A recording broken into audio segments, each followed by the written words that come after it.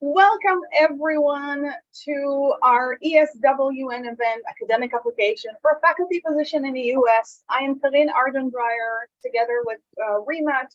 We are co-chairing the event in ESWN, and we're so happy for you to be and joining us today here for this special event. Today, we're gonna talk about a very important topic. How can we get more women into faculty positions? And we're hoping you'll get a lot of the information through this session. So we'll have a short introduction, and after the introduction, you'll see. So what we are expecting to have today in this event. So we will have a short introduction of about 5 minutes, and then we'll have a way to introduce our speakers. We have 4 amazing speakers here with us today, and I'm so honored and so thankful for them for joining us today. And after that, we'll have a panel discussion. We prepared questions that you sent us, and we're going to ask our panelists some very hard questions to help us get a better application. We will have a breakout room after that, which will help you to select to each one of the speakers about how to ask questions to them directly, and then we'll close our event. If you have any technical issues, if you have any questions, please send them to question@ESWN. This is Remat, now located in England. So please send the question to her. She just put it also in the chat so you'll know to ask her. Just so you know, here's some housekeeping. Please apply to our ESWN code of conduct, which we're going to put in the chat in a few more seconds. We really want to be respectful for everyone. We really want to hear different opinions. So please do that. The event is fully closed captioned, and you will be muted during the duration of the event, but we will allow you to turn on your microphone and picture during the breakout room. Don't forget to send question to ESWN, question@ESWN, and share your thought in the chat during the event. Please feel free to do that. We are learning from each other. We are here to help each other. If you have any tech issue, also please send them to question@ESWN. If this is your first ESWN event, shame on you. Welcome. We hope to see you again. We are a 501 nonprofit organization that's dedicated to increase diversity across the geoscience field, and we've been up and running for 20 years. We just celebrated our 20th anniversary last year, and we're so happy for you to join us today, and we're hoping to see you in many of our events. All right, this is our board, so always feel free to contact us if you have ideas for events, if you have ideas for other way to promote increased diversity, more women in the geoscience field. Please feel free to reach out to us, and you're going to see one of our speakers today who's also a member of our board. All right, so we're here in this academic application. We're hoping this will be a series of events that we will guide you how to nail the faculty position you want.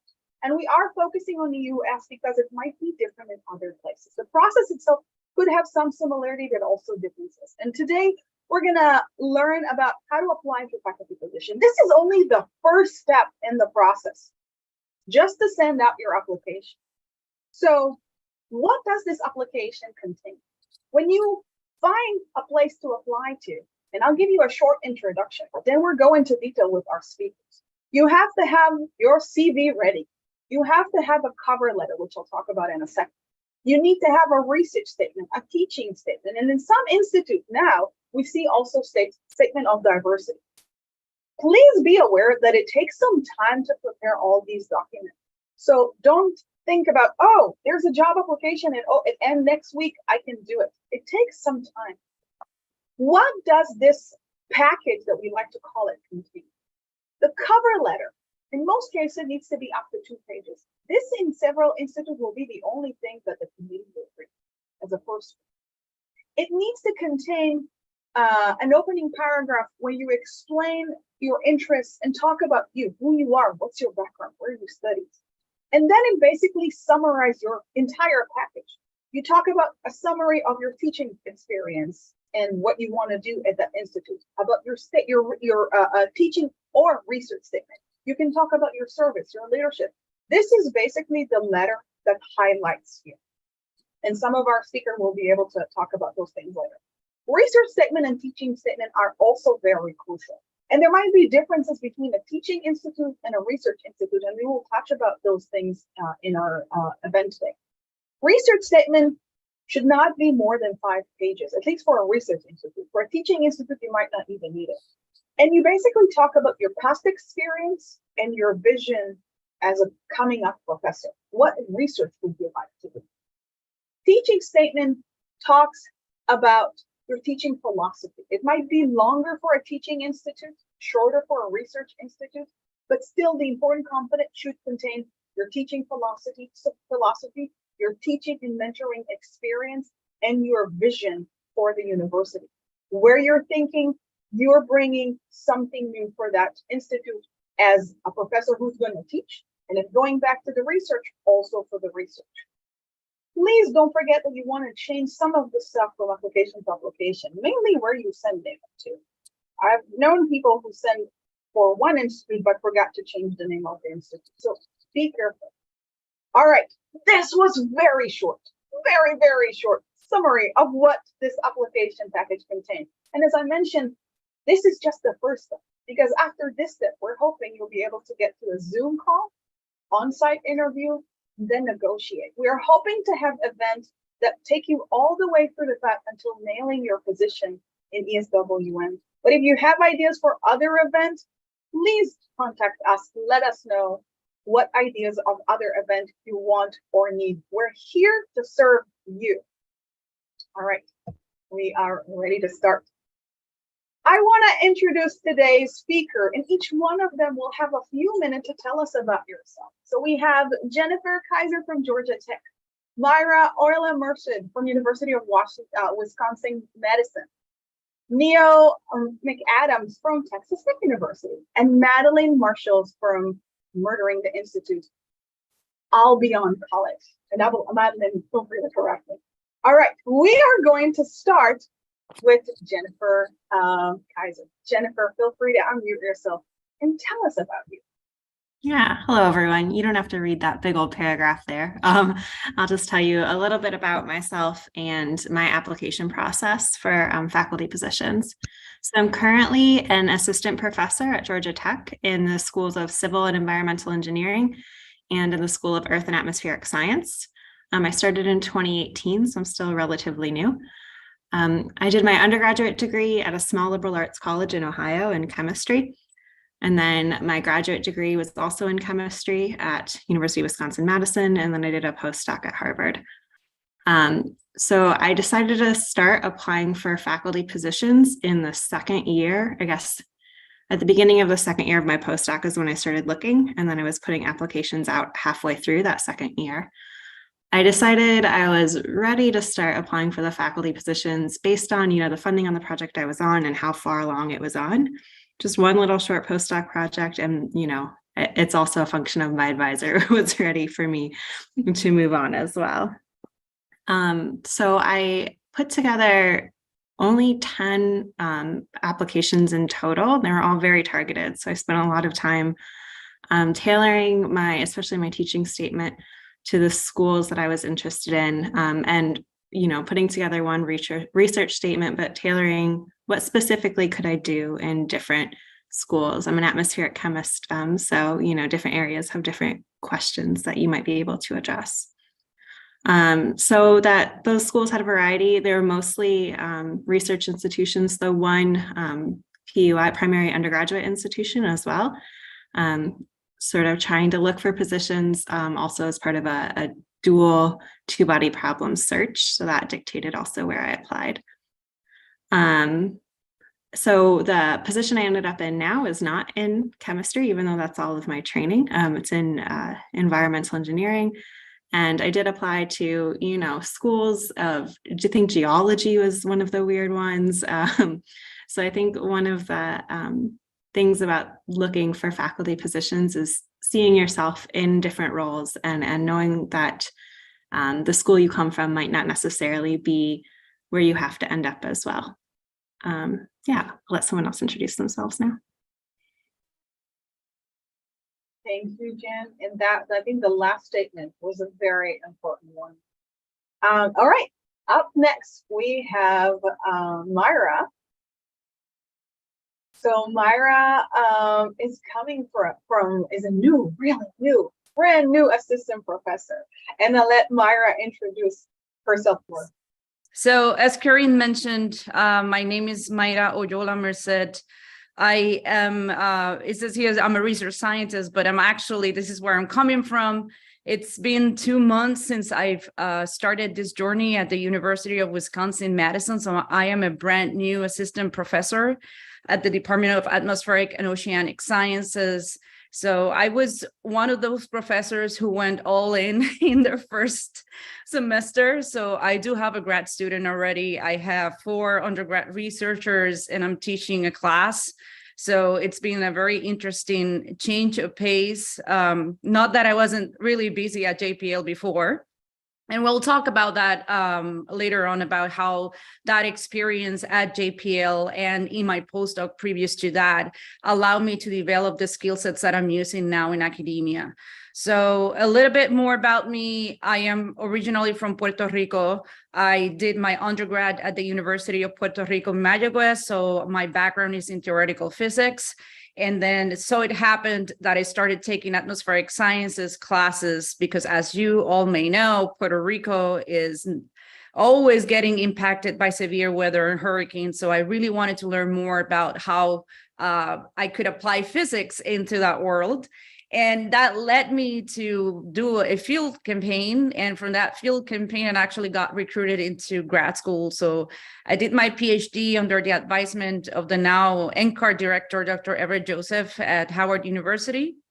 And after that, I had a very clear path. My path was the one of lab work. I wanted to focus on research. I wanted to do aerosol modeling. I had this very specific path as to how to go from point A to point B.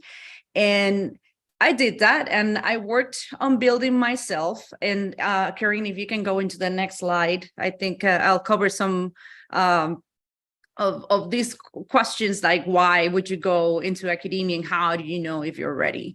So for me, as I mentioned, I had the opportunity when I graduated to actually stay in academia, and I said, no, I follow my path, I develop myself. So Karine, if you can just click and just keep moving this slide. So I was focusing a lot on my eyes, and my eyes was, well, I want intellectual freedom. I want to work at an organization that's prestigious. I want to publish. I want to build my knowledge, and I want to build my reputation as a scientist.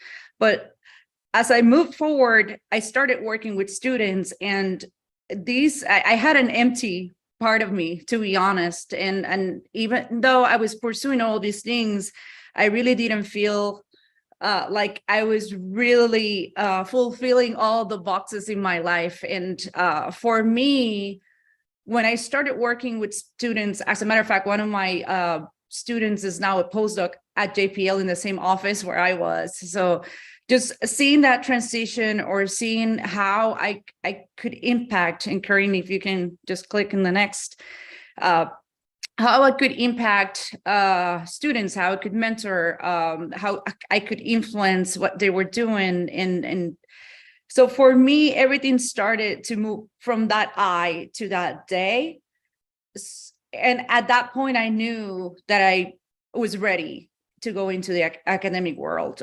Before that, I thought it was a big responsibility, and I was taking that really seriously, and I still do take that seriously. I think right now I'm in a point where I am really committed to do that and to prioritize my students and my research group as they need. Just to pass it on into our next speaker, in terms of my application, I would say I have a very diverse background in different skill sets. And I'll talk later on about how can you maximize things that you've done throughout your entire career in this application process. So sometimes we feel like we have to fill or check these boxes, but there's more than those boxes that you want to present when you put that package together. You want to be diverse, you want to be unique, you want to be you when you present yourself in front of that committee. And with that being said, I'm just going to let the next speaker go forward. So our next speaker is coming. I'm very honored to introduce Neo, who's a colleague of mine here at Texas Tech University. And Neo, the stage is yours. Yeah, so wanted to shout out Karine. It's been fantastic landing in a department that has somebody who's so involved in community efforts. And I'm like really grateful for this opportunity. So my background, let me bring up my notes here. So I got all three of my degrees from the same institution. I came to the University of Iowa in 2004 and I left in 2016. So that's maybe a little unusual. I had a master's degree where my advisor was very like research focused. I got several publications out of my master's, but I also got super burnt out. And then that led me to switch advisors during my PhD. I started applying for jobs about a year before I thought I was going to graduate from the PhD. Got a couple of, well, I guess we'll talk about this later in the room. Anyway, got a couple of not much activity. And I applied for all sorts of jobs. I applied for I tried to look through my my folders and applied for over 30 jobs over probably 3 years. And didn't get a lot of attention, but managed to get one on-campus interview, and that's where I am. And I feel lucky. I feel like I've found the right place. What is yeah, so let's see here. Oh, and I also have some experience serving on hiring committees. I think we'll talk more about that in a breakout room. As far as like figuring out when I was ready to apply, I had a much less targeted plan.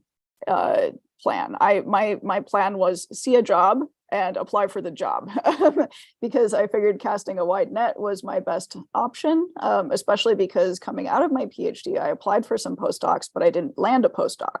And so for me, it was had a bunch of publications from my master's, had some incoming PhD publications, and only really got some attention after I had at least one of those out. And so because I knew I had less preparatory experience, I applied to literally everything that fit my categories or even was adjacent to my categories. So I can sort of speak to the, just put yourself out there. I'll just say now, sorry, I'm probably running out of time, but the best advice that I got from my PhD advisor for applying to jobs is that none of these people know who you are. And if they don't like your cover letter, they just won't look at the rest of the stuff. They won't just say, "Ah, Neo, that clown, like she's here again." Like nobody knows you. And so don't reject yourself ahead of time. Just put your name out there and see what they say. So that's me. Thank you so much, Neo, and we're happy to have you here. I'm so honored to have you as a colleague here. All right, our last speaker is gonna be Madeline Marshall. Madeline, the stage is yours. Thank you. So I'm Madeline, and I'm currently an assistant professor in the Department of Earth and Environment at Albion College in Southern Michigan. It's a small liberal arts college.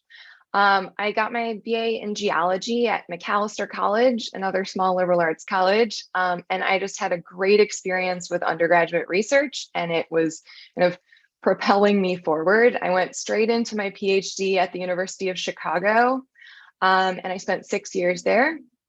And so as I was finishing my PhD, I knew that I really enjoyed both teaching and working with undergraduates on research. And I, talked with my advisor and committee, and I also spent a lot of time talking with the overall graduate advisors in UChicago's kind of graduate office. And I found, they were not geologists or experts in earth science, but were really valuable resources. So as I was kind of preparing to figure out where to go next, I applied to all types of institutions across the whole country. I, like Neo, just cast a very wide net. So in the penultimate year of my PhD, I submitted 3 applications, and my advisor recommended I do this as practice, with the understanding I would get no interviews because I was definitely not ready. And so I did not get any interviews, but it was a great chance to start putting all of my documents together and then have a rough draft ready for the following year. So in the last year of my PhD, I pursued around like 3 different postdoc opportunities. None of them worked out. And I was also feeling kind of burned out on being at an R1. And I decided I wanted to build more teaching experience and actively work on research with undergraduates. So in that last year of my PhD, I applied to 10 different jobs. I got 3 phone interviews out of it. Was pre-Zoom, and 2 campus invitations. And so I ended up taking a visiting assistant professor position at Cornell College in Iowa. It was a 1-year position. And I ended up choosing that over a tenure track possibility at another campus that was in a location that just didn't work for my family. And having that visiting position also, I treated it sort of as a teaching postdoc. It was a very immersive experience, and gave me the opportunity to both develop a lot of classes and kind of start working on some research with students and not have service responsibilities because it was a visiting position. During that time, I also was applying for tenure track positions, and I submitted 20 applications that year, which is, another full-time job, as everyone knows. And I got 10 Skype interviews and phone interviews out of that, and 6 campus invitations. From that, it was really valuable to get to kind of see all of these different campuses and how different departments worked. And I got 2 offers, and I chose the one that had the better location for my family. And it turned out to be a liberal arts college, which was something that I was really interested in. And so I've been at Albion since 2019, and my research is a mix of sedimentology, stratigraphy, paleontology, and I focus a lot on fossil preservation and reconstructing ancient environments. And I do a mix of fieldwork, microscopy, and geochemical lab work, and collaborate with both my undergraduate students and colleagues at other institutions. So that's been really important to kind of continue establishing those collaborations while being in a department of 5. And one of the other questions that other people have touched on too is kind of how to determine that you're ready to apply. And basically, I was finishing my PhD, and I knew that I enjoyed both teaching and mentoring undergraduates. And so I kind of decided that was the best next step for me. And I also kind of decided as I was applying to think more broadly about my research. Your PhD tends to like zero you in on something. So I kind of thought about defining myself as someone who investigates paleo environments. And by like broadening outwards, it helped me to identify jobs that could possibly be a fit, even if they didn't kind of at first seem like they would be. So I will hand this back to Corrine. All right, well, thank you so much for our amazing speaker to introduce themselves.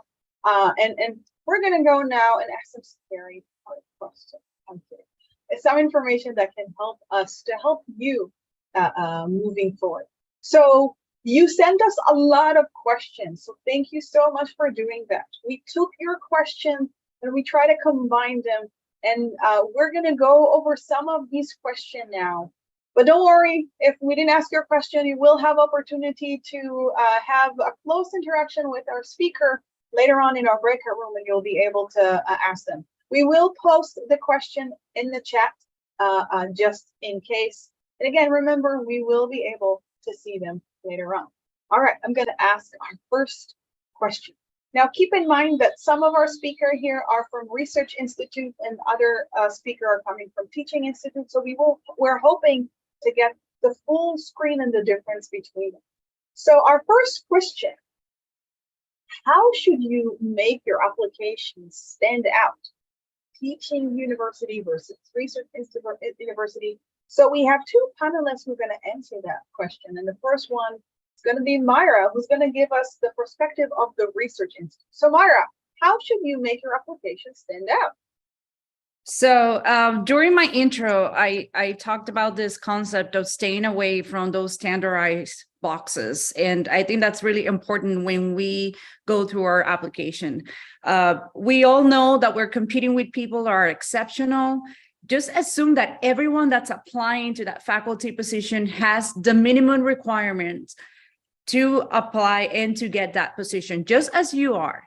However, you are a unique individual with a unique experience. So make sure that in both of your statements, and I know Neo mentioned specifically that the actual cover letter, make sure that in that cover letter, you tell your story, your unique story, who you are and why is it that you truly want to apply for that position.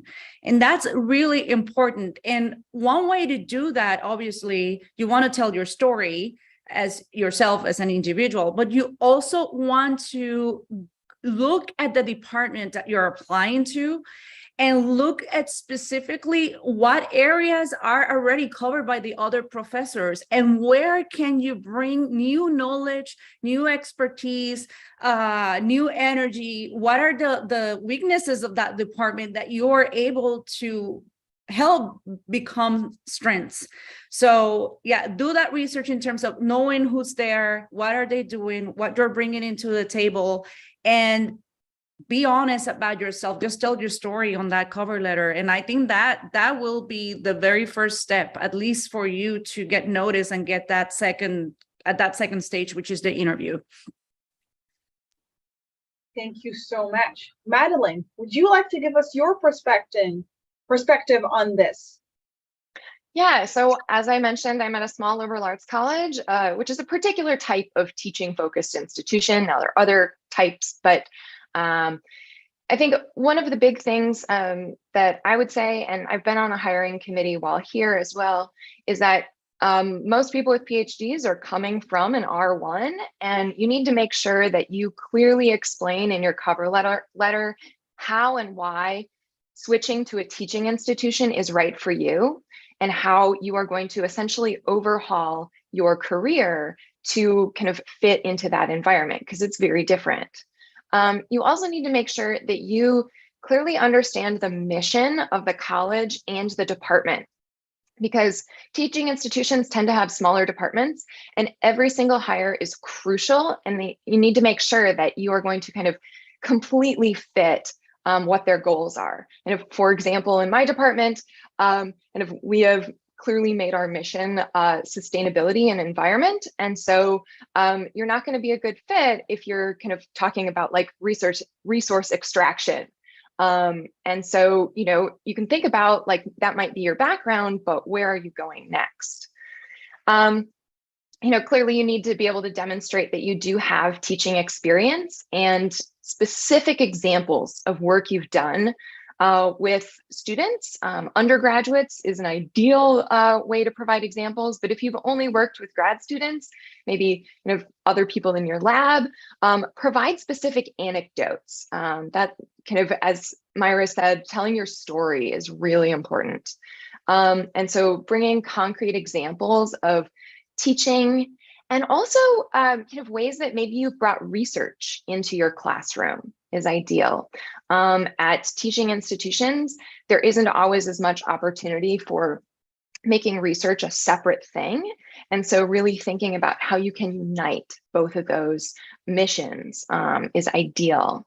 And kind of to that end, you don't want to overemphasize your research credentials and goals. You want to make sure that you keep them realistic and your plans realistic to the location you're applying to, the specific resources and equipment of that institution, and also levels of funding.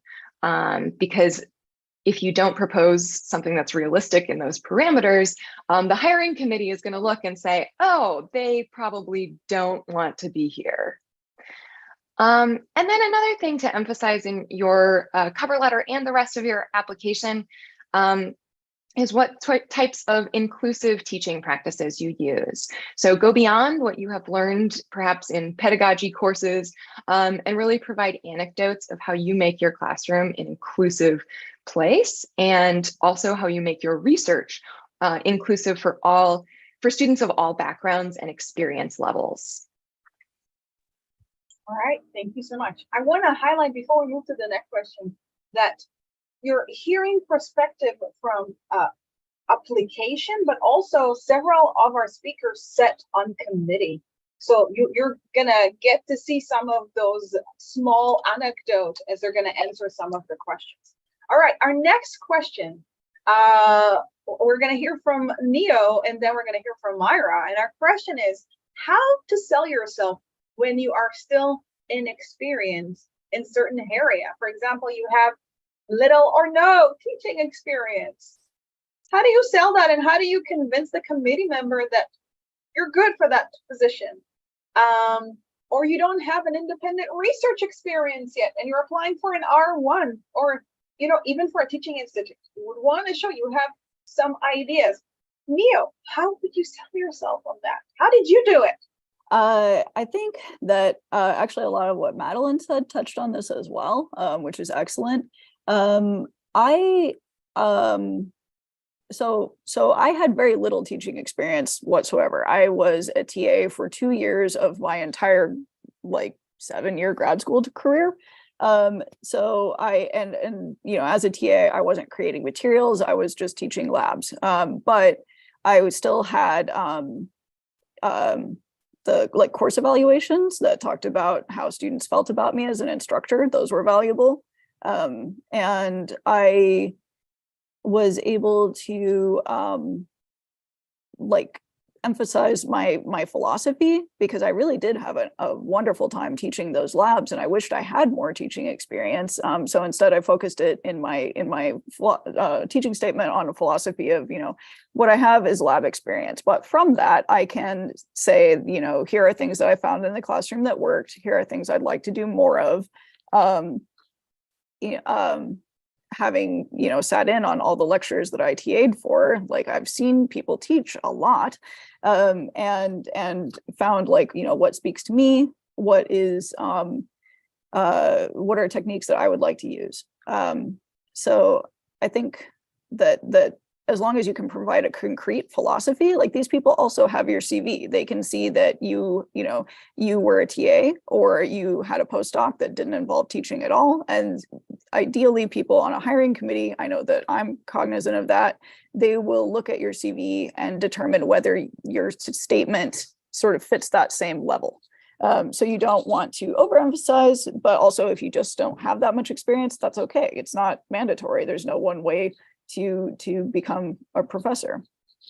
And then as far as research experience goes, again, I agree with Madeline, being able to give a concrete example. I don't have a postdoc. I have not really mentored research, but I did talk quite a bit about how I was the PhD student in my advisor's lab. And so that meant that I did a lot of peer mentoring. And he gave me a wonderful opportunity to take a master's student out in the field. He was too busy to do this field work with her. And so he said, you, oldest student in the lab, you're going to drive this truck and you're going to make sure she gets the right rocks. And so I was able to talk about that, about how I had, at least some experience leading field work for somebody else and advising them in the field in real time. How do you do this? So if you can arrange experiences like that, or even if it's just I am the person in my lab that the other students go to for editing, or they ask me oh, have you taken this class before? All of that stuff is relevant.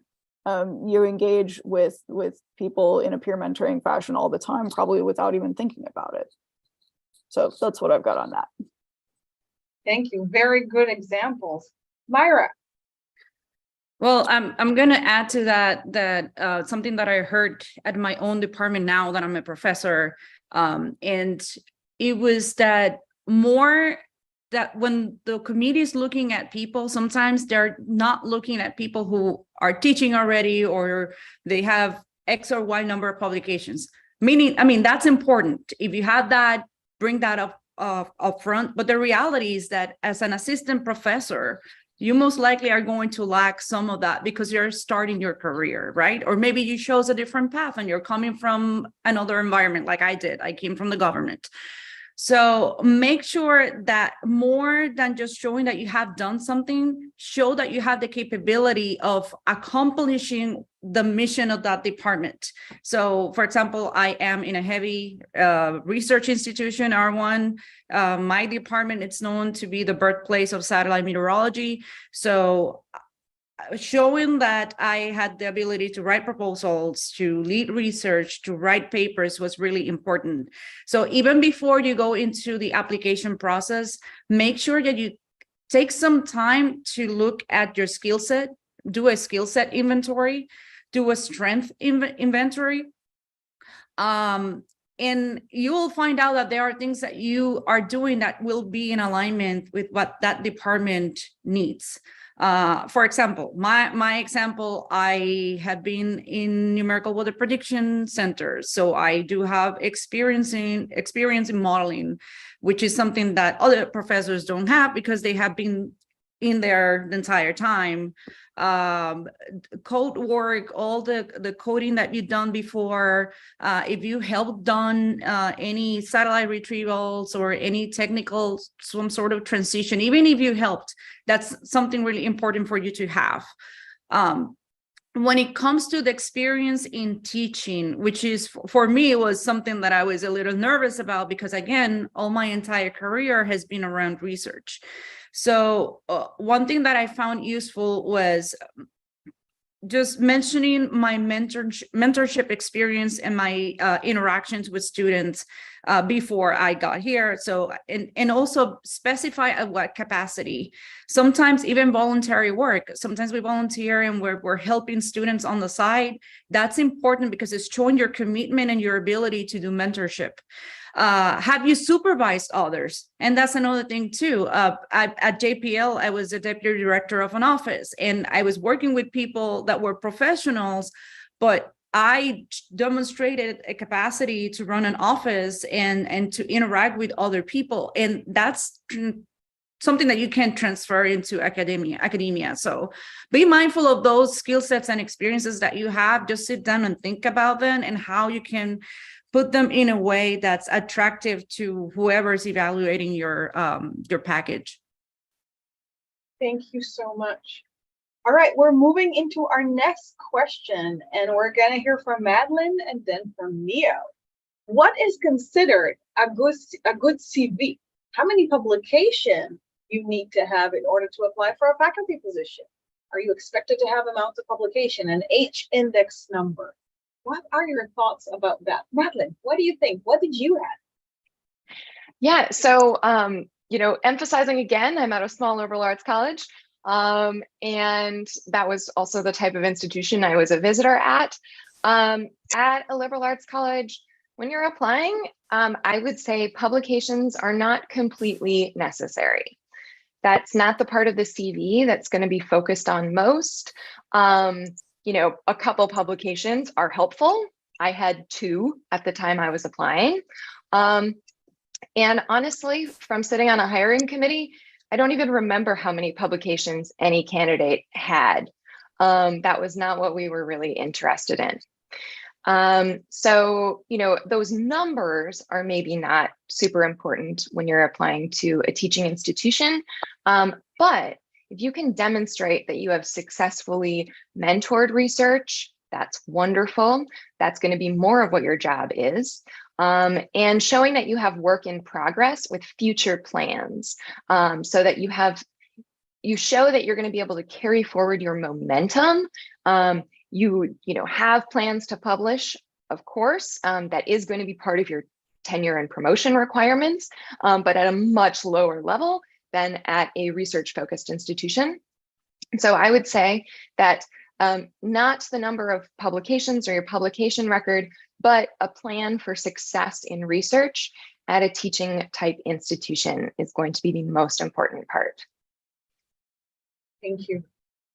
Neo, you had a chance to sit also in a committee. So can you talk about your experience, but also add the aspect of your experience of being at a committee and seeing the numbers of applications?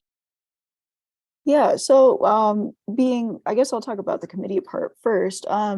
Being on a committee for a position, some people do look at the CV first and then go to look at the cover letter and determine whether or not, they want to spend time on the application. So I would also say that making sure that your CV is polished and lays out the things that you bring to the table is really important.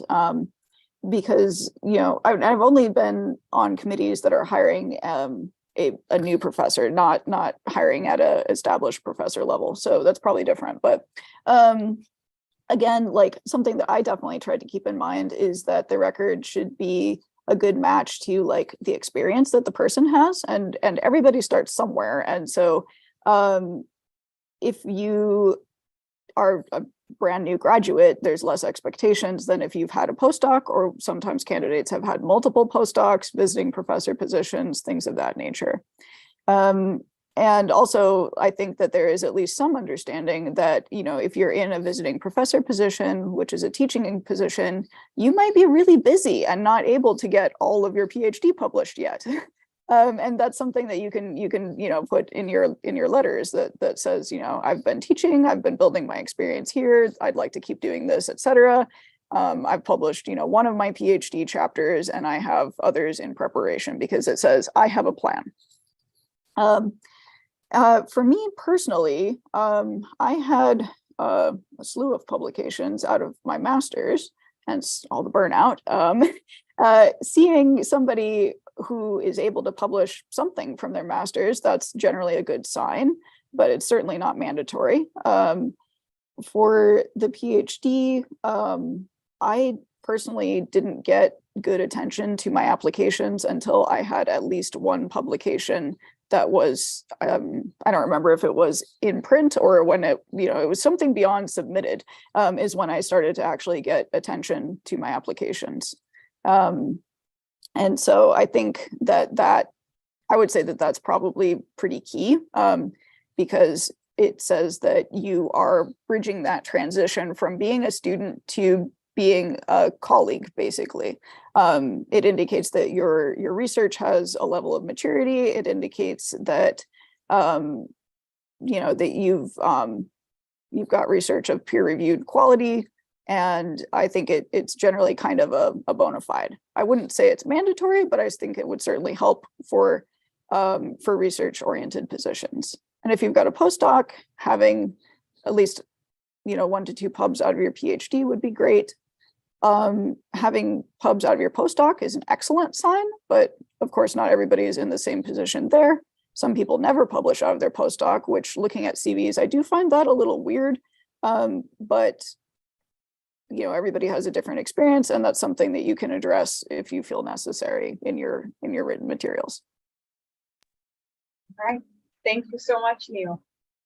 How much to highlight interdisciplinary work? We hear that word a lot now. And Jen, how much do you think to highlight any interdisciplinary interest or work that you do in your application? Yeah, so I'll answer this from the perspective of someone who sat on the search committee for, fields that I'm not in. That aren't just atmospheric chemists, that are larger within the School of Civil and Environmental Engineering or within atmospheric science. And in general, interdisciplinary work is normal. It is the new normal, and it is, from an R1 perspective, expected. So it's not necessary. I think maybe it used to be considered like, oh, that means they're not an expert in their subdivision or whatever. But that's not, I would say, how search committees view it now. It is a way to show that your work is high impact. It has a broader implication than your own little niche. So my recommendation would be to look at the job posting. A lot of times they'll use interdisciplinary terms like, we're interested in someone studying smart cities. Throw those words back at them. I study smart cities, and more specifically, this aspect of it. It shows that you're aware of the larger ecosystem of research, but that you also have an expertise. Another way you can bring up how your work is interdisciplinary is, NSF has 10 big ideas, the 10 big ideas that they're funding right now. So recognizing that you fit in that ecosystem, and then highlighting, my work on this team, I did this role and I worked with someone else who did this role, and we were able to collaborate together to achieve this greater thing. If you've got a story like that, absolutely, it should be told at some point. And if not, then, you can think about the story you will tell in your next position. Thank you so much. I'll move to the next question, because I really want us to make sure to get to all the questions we need with the time we have, so we'll have time to have breakout room. Madeline, why don't you start, and then we'll hear from Jen.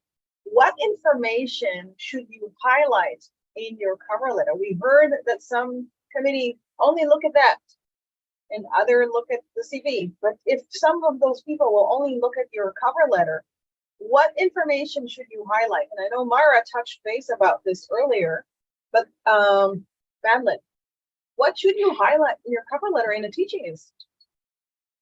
Yeah, I think that probably the most important thing is that you understand the institution that you are applying to. You have done your research on it, more than just looked at their homepage kind of thing.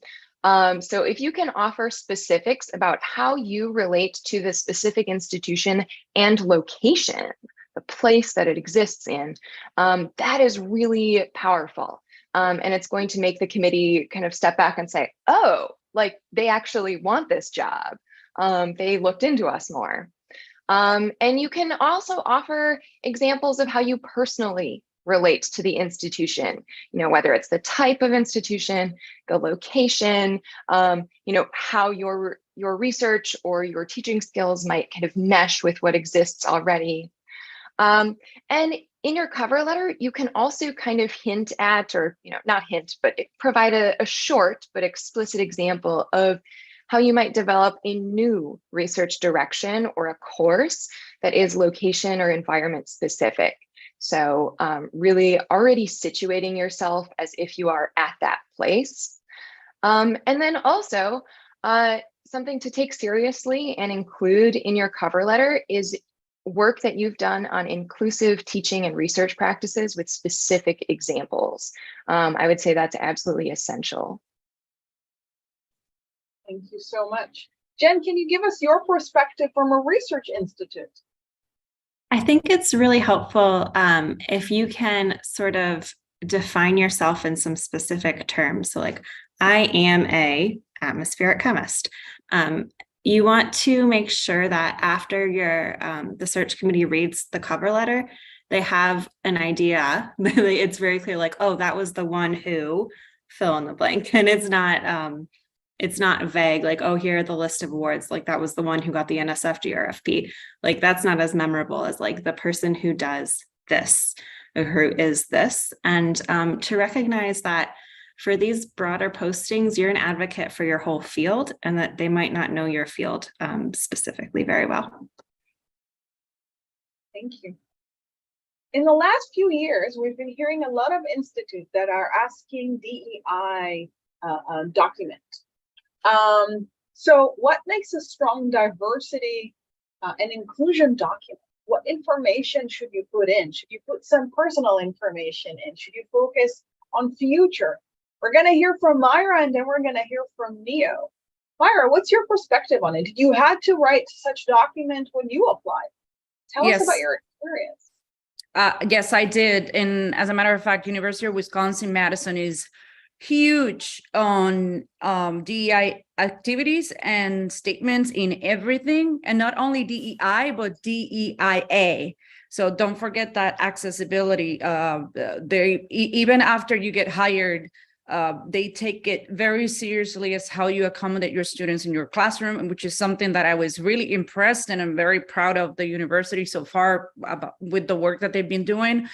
I think it's important just with that statement to make sure that you include how you're going to you're going to create a diverse, equitable, inclusive environment in your classroom and in your research group. If you have a research group or a lab, the same thing, mention how you are going to pursue graduate student hiring practices, community outreach, and also professional development for everyone in your groups.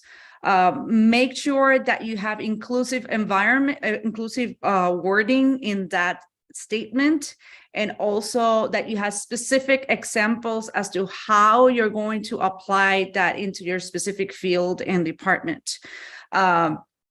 One way to show that you are committed to that is to also list the activities that you've done to support your DEIA statement. So if you belong to organizations that take care of this, make sure that you list that. And again, here you want to be very specific with the examples that you provide. Thank you. Neo, I don't remember you had to write one when you applied, but I know you have to read one as a committee member. Tell us what you have seen. Yeah, so I didn't write one for Texas Tech itself, but I've written one for other positions that I applied to. I think Myra had it spot on, but something that I would suggest to add to that is that if for the institute that you're applying to, check their broader website, because they might have really cool programs that you could say, I am so excited to apply for this position because I want to be involved with your McNair Scholars Program. I really want to work with like your science outreach office, like all of this type of stuff. And that, again, it shows you've done your research on what opportunities are there, and how you fit into those opportunities. And I think Myra touched on it, but it's a good place where like a lot of us have probably done a ton of volunteer and outreach work, even if it's informal. Like I did so many field trips for mostly elementary school students to our local fossil attraction.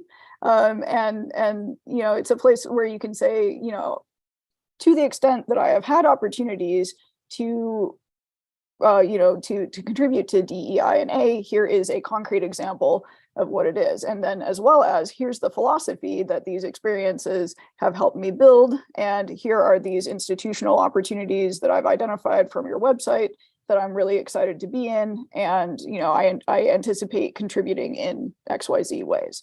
I think that you can link together. It's a good place to personalize things. You can link together your experiences. And if you wish, you can certainly talk about your identity. But I would say that it's more solid to have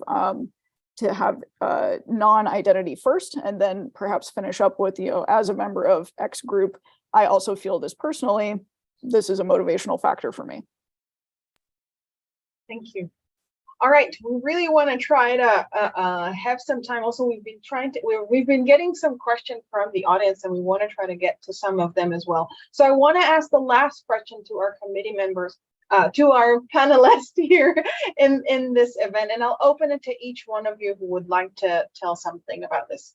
So do you have any general tips for application? What would you tell yourself if you were 2 months ago, 1 year ago, 2 years ago, 5 years ago, if you had to go through this process again, preparing your application? Who wants to go first? Okay, I have two thoughts that kind of are separate from all the other wonderful things that everyone's brought up. And one is make sure that you're getting really good letters. Committees do read your letters, and like Jen mentioned, with making your cover letter be this kind of summary of, oh, that's the person who does that. The letters of recommendation and support can really add to that. And so ask your letter writers to provide specific examples. Remind them of situations that you were in together or that they observed, and that they can tell a specific story about you.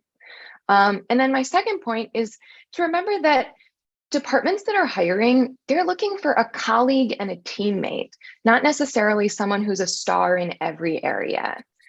So kind of keep that in mind. I'll add on to that, because the star in every area thing absolutely rings true from my experience on hiring committees.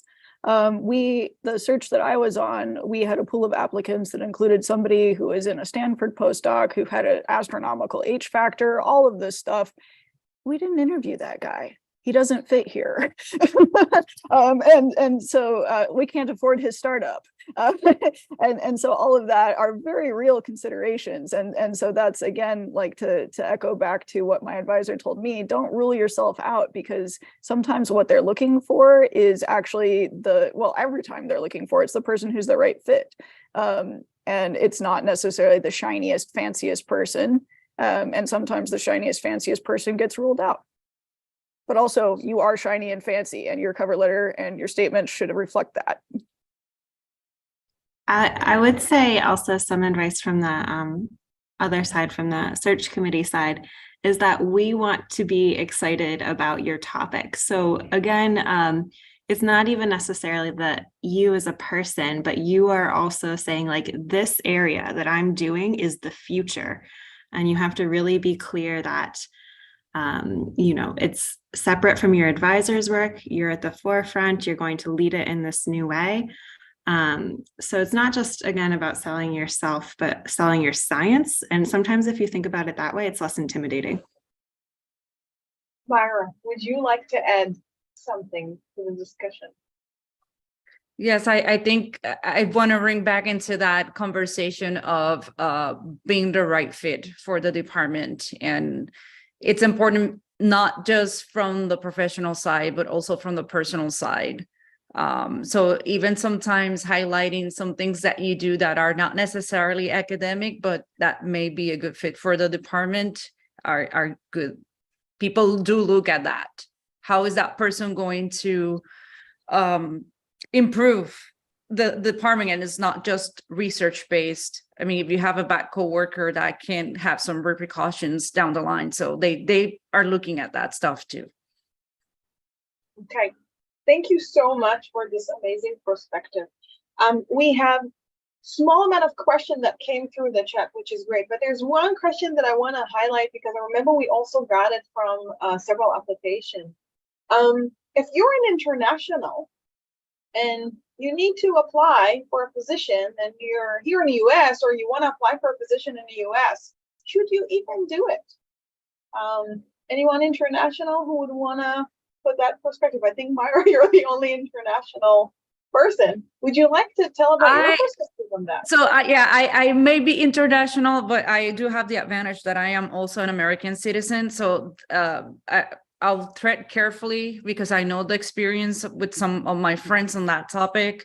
But I'll say yes. I mean, if you want to do it and you feel like you're ready to do it, go for it. And I mean, you should not say no to yourself. Let someone else say no.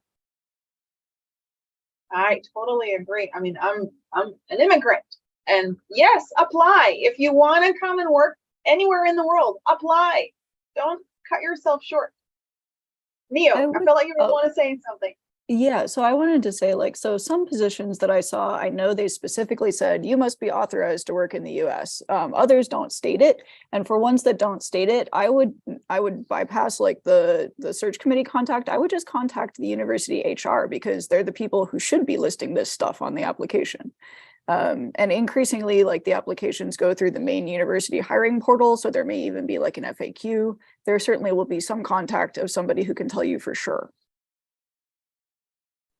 All right, well, thank you. We have more questions, but I really want us to have your ability to interact with our panelists. So we are going to be moving into our breakout room.